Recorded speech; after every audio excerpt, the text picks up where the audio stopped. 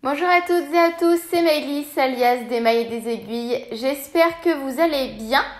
On se retrouve aujourd'hui pour la vidéo du mois de mars de mon projet 12 mois, 12 créateurs. Je suis trop contente de vous retrouver du coup pour vous présenter le partenaire du mois qui n'est d'autre que Woolbags. Donc voilà, je vais vous parler du projet que j'ai réalisé et je vais vous parler du petit bonus qu'on vous a préparé avec Laura. Avant ça, je voulais simplement vous rappeler le concept de mon projet, c'est-à-dire la mise en avant de l'artisanat français par le biais des teinturiers et teinturières de laine française, laine teinte à la main. Donc le mois dernier j'avais accueilli Florence avec moi, je vous remets le lien de la vidéo dans le petit juste ici. Et ce mois-ci j'accueille Laura et je vais vous raconter tout ça tout de suite. Donc pour le projet, j'ai eu la chance que Woolbags accepte de prendre part à l'aventure, donc j'étais très contente. Il faut savoir que je suis ambassadrice pour la marque Woolbags depuis le confinement, donc 2020. Donc dans ce cadre-là, je reçois de temps en temps de la laine ou des sacs à projet pour pouvoir vous en parler, etc. etc. Je tenais à préciser que le projet 12 mois, 12 créateurs ne faisait pas partie du cadre du programme ambassadeur. Donc je vous parle de ça au même titre que tous les autres partenaires qui vont se joindre à moi. Donc Laura, quand on a choisi un petit peu les projets, tout ça, il faut savoir, je ne sais plus si je vous en ai parlé dans le dernier épisode ou pas, mais pour que ça soit vraiment un échange, j'ai fait une sélection d'une trentaine, entre 30 et 40 patrons que j'ai soumis via un formulaire avec pareil tous les créneaux disponibles, donc tous les mois disponibles aux différents partenaires et qu'ils avaient le choix de choisir 3 dates de publication et 3 patrons possibles. Et après, suivant les résultats, si ça avait déjà été choisi ou pas, moi j'arrivais à faire une petite sélection. On se mettait bien d'accord, savoir si c'était ok et après on parlait laine, etc. pour le projet. Ok, on reprend, je suis désolée, j'ai des soucis capillaires, je ne sais pas quoi faire de mes cheveux, j'ai été faire du roller ce matin sur une piste verte, là où il n'y a que des modes doux, et on avait le vent de face. Bon bref, c'est pas grave, j'espère que vous m'en tiendrez par rigueur. On va commencer tout de suite par présenter la laine, puisque c'est un petit peu l'objet de cette vidéo. Je vous parle de l'étiquette, c'est une laine DK composée de 85% mérino, 15% soie. DK classique puisqu'elle fait 100 grammes pour 225 mètres et le coloris c'est cendré. Donc voici le coloris que j'ai reçu. Ça c'est la fin de la pelote qui me reste. Vous voyez qu'il me reste pas mal, je crois qu'il me reste environ 40 grammes.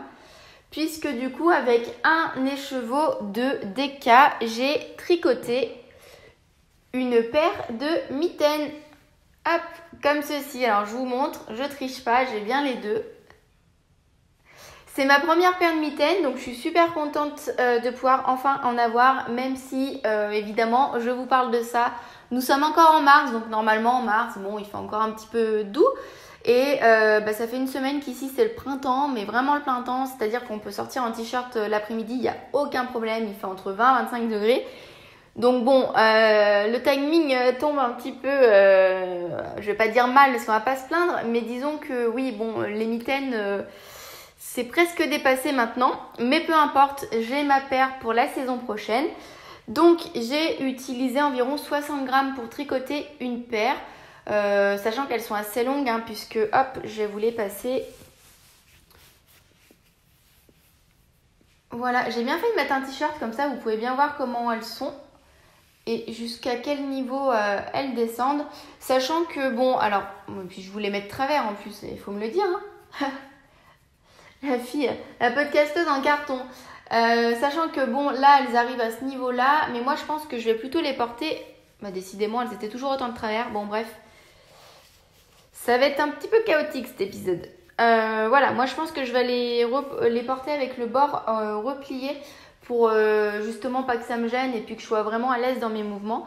Je les ai fait s'arrêter juste hop, en dessous au niveau des doigts et en dessous de la pliure du pouce pour pas être gêné. Je vais vous mettre la deuxième également. Alors avec la montre, si ouais, ça va passer. Hop, ça fera juste un peu moins joli. Donc pareil, en version dépliée, comme ça. Et je pense que je les porterai en tout cas avec la version pliée. Je vous parle après de la construction du modèle, mais c'est juste pour que vous puissiez vous rendre compte. Voilà, donc j'ai tricoté les deux mitaines en même temps. C'est pour ça que la pelote ressemble un petit peu à rien. J'ai pris le fil extérieur et le fil intérieur. Et j'ai tricoté en même temps mes deux mitaines pour ne pas faire de bêtises. Alors, il n'y a aucune difficulté dans le patron, hein, je vous en parle après, mais c'est vraiment un patron qui est très très simple, très agréable à suivre. Mais c'est vrai que j'aime bien tricoter les choses qui se tricotent par paire, les chaussettes, les mitaines. En l'occurrence, c'était ma première paire, mais j'imaginais avoir le même raisonnement qu'avec les chaussettes. Et c'était le cas. Donc pour ce projet, j'ai tricoté ces mitaines en 3,75. C'est pas des objets qu'on a besoin d'avoir en déjaugé, donc j'ai préféré avoir un tissu un peu plus dense. Et finalement, je suis vraiment contente de mon choix. Je pense que 3,75 c'est ce qui correspond à cette laine. Elle est très moelleuse, très chaude. Là, alors, rien que le fait de porter, ça me réchauffe les mains. Alors, j'ai pas spécialement froid, mais je sens vraiment la sensation de chaleur. Et la soie apporte vraiment un côté douceur moelleux qui est super, super intéressant, surtout pour des choses qu'on porte sur les mains. Ça fait toujours plaisir.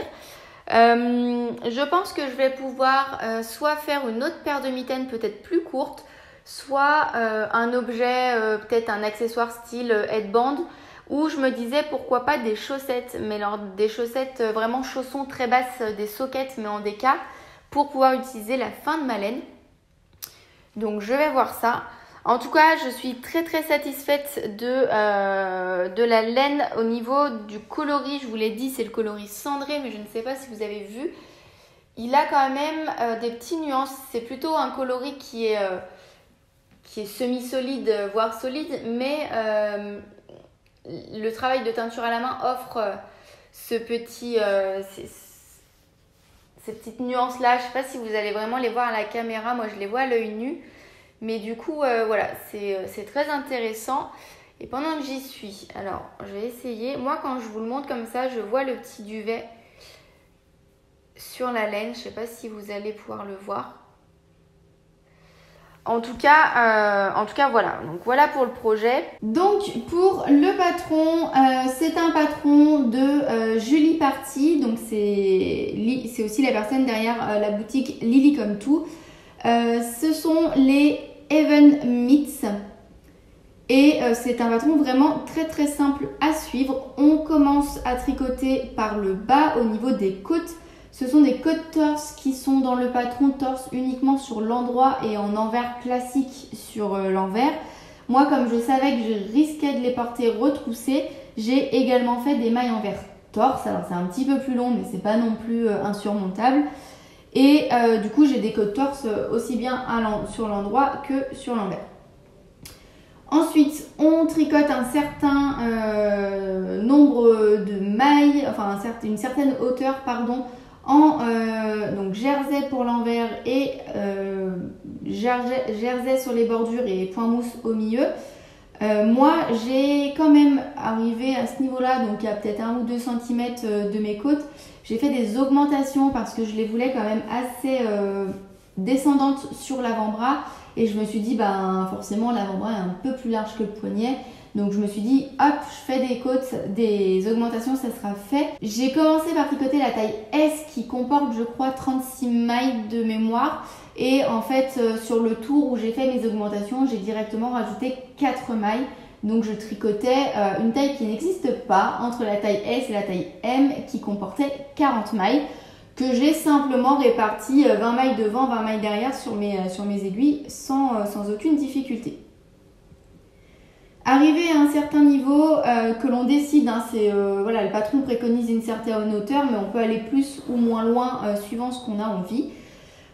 Il faut faire des augmentations pour créer l'emplacement du pouce. On suit les instructions, arrivé à un certain niveau, on met en attente les mailles du pouce et on repart en rond pour tricoter le haut de la mitaine. On termine par un rabat en I-cord. On récupère nos mailles du pouce, on tricote un certain nombre de rangs et on rabat en I-cord également. Voilà, tout est très clair, le patron, aucune difficulté. Vraiment, si ce sont vos premières mitaines, je vous recommande ce patron-là. Que vous dire d'autre? Donc, je vous ai parlé de la laine, je vous ai parlé du patron. On va parler maintenant de l'entreprise Woolbags. Donc, avant de vous laisser avec la petite partie bonus, même si, contrairement à la dernière fois, je ne vais pas vous incrémenter, alors peut-être une petite vidéo à voir. Vous aurez la surprise dans quelques instants si c'est le cas.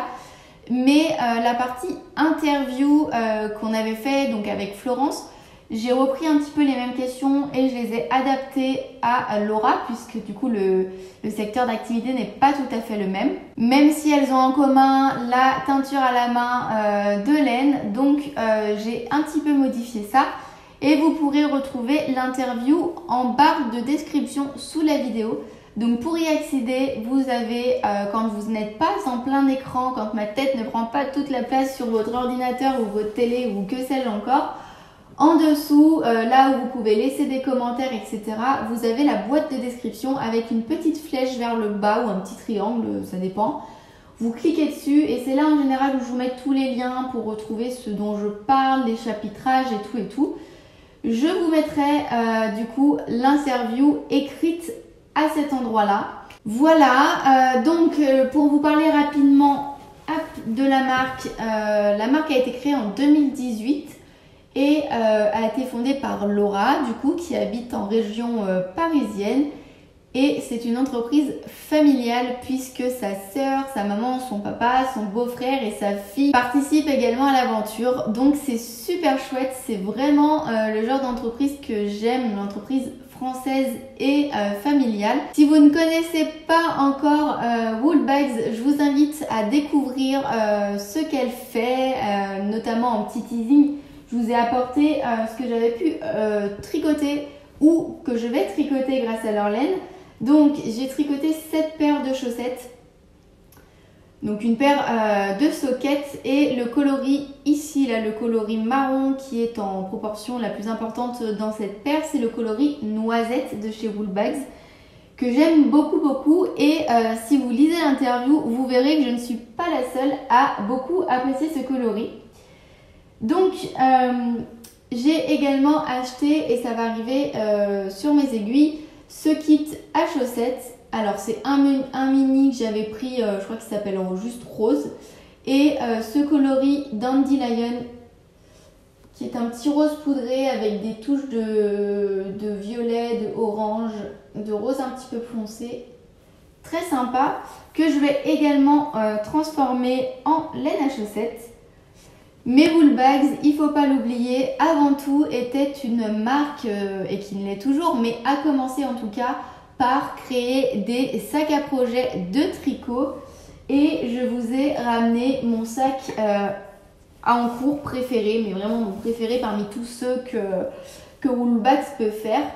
Donc ce sont des sacs comme ceux-ci qui se ferment grâce à des liens coulissants, qui ont une anse en cuir, en cuir ou en imitation, hein, je ne suis pas assez connaisseuse là-dessus. Laura, si tu regardes la vidéo, n'hésite pas à nous dire en commentaire. Alors il y a tout mon bazar de tricot, mais avec souvent des poches plaquées à l'intérieur qui sont très pratiques pour y glisser une paire de ciseaux, un mètre ruban, les étiquettes de nos projets pour ne pas oublier. Voilà, donc ça c'est ma version préférée, j'en ai une multitude. Mais franchement, enfin bon, j'ai jamais eu aucun souci. Ils font également des pochettes à aiguilles. J'ai vu qu'il y avait un sac bandoulière qui arrivait.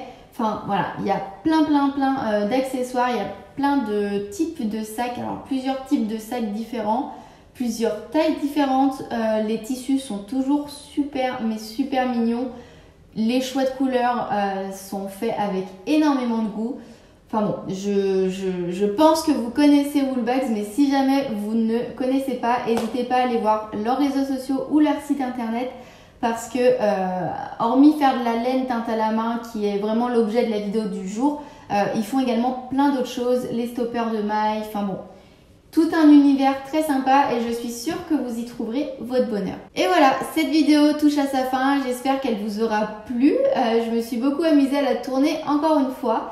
N'hésitez pas à me faire vos petits retours dans les commentaires, à me dire si vous aussi vous avez déjà commandé chez Woolbag, si vous possédez un sac à projet ou de la laine, et à me dire voilà, les projets que vous avez faits ou que vous envisagez de faire.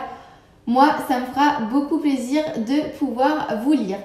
Je vous fais plein de gros bisous, je vous dis à très bientôt dans un prochain épisode, probablement un épisode de podcast créatif, et je vous embrasse bien fort. Bye bye.